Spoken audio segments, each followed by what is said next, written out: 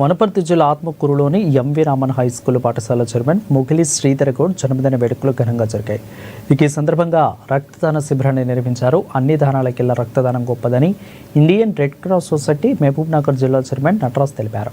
పాఠశాల ఆవరణలో ఏర్పాటు చేసిన మెగా రక్తదాన శిబిరం స్వచ్ఛందంగా యువకులు విజయవంతం చేశారని ఆయన తెలిపారు.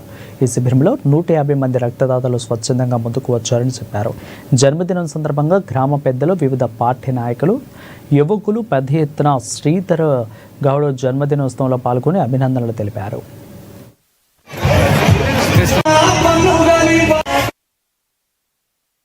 ఇక శ్రీధర్ గౌడ్ పుట్టినరోజును పురస్కరించుకొని పాఠశాల ఆవరణలో అయ్యప్ప స్వామి మహాపడి పూజ మహోత్సవం నిర్వహించారు. కిట్టు గురుస్వామి ఆధ్వర్యంలో మహాపడి పూజ కార్యక్రమం ఘనంగా జరిగింది. ఈ కార్యక్రమంలో అయ్యప్ప స్వామికి పంచామృతాభిషేకాలు, పుష్పాభిషేకం, హరిహరాసనం నిర్వహించారు. గాయకుడు చంగిరెడ్డి బృందం పాడిన పాటలు భక్తజనులను విశేషంగా ఆకర్షించాయి.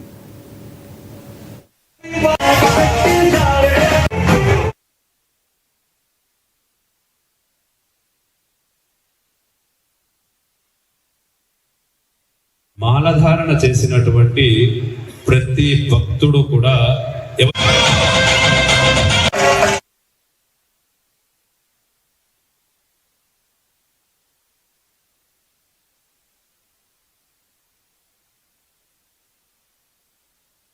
మాలధారణ చేసినటువంటి ప్రతి భక్తుడు కూడా ఎవరి రూపం సరే, ఆ కన్యసాము, కత్తో, గంట, గురుస్వామి అది మనం పెట్టుకున్నటువంటి వ్యవస్థ.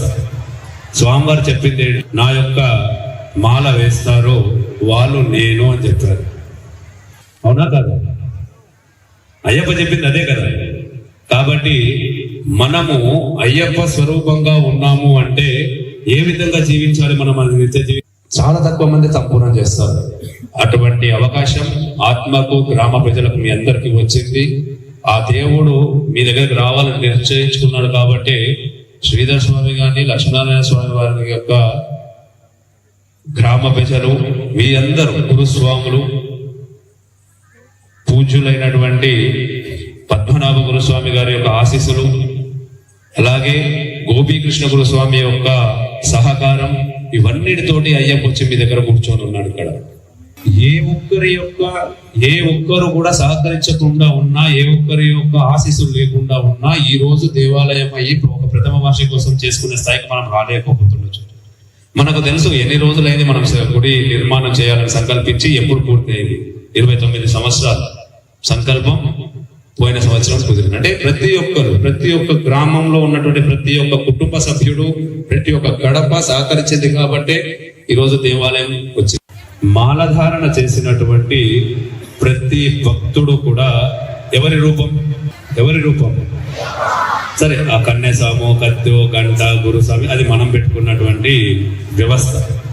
స్వామివారు చెప్పింది, నా యొక్క మాల వేస్తారో వాళ్ళు నేను అని చెప్పారు. అవునా కదా? అయ్యప్ప చెప్పింది అదే కదా.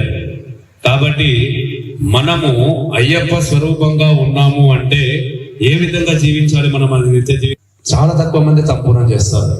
అటువంటి అవకాశం ఆత్మకు, గ్రామ ప్రజలకు మీ అందరికీ వచ్చింది. ఆ దేవుడు మీ దగ్గరికి రావాలని నిశ్చయించుకున్నాడు. కాబట్టి శ్రీధర్ స్వామి గారిని, లక్ష్మీనారాయణ స్వామి వారి యొక్క గ్రామ ప్రజలు, మీ అందరూ గురుస్వాములు,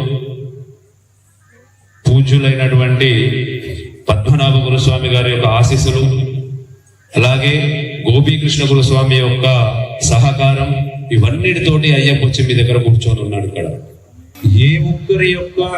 ఏ ఒక్కరు కూడా సహకరించకుండా ఉన్నా, ఏ ఒక్కరి యొక్క ఆశీస్సులు లేకుండా ఉన్నా, ఈ రోజు దేవాలయం అయ్యి ఒక ప్రథమ వార్షికోత్సవం చేసుకునే స్థాయికి మనం రాలేకపోతుండొచ్చు.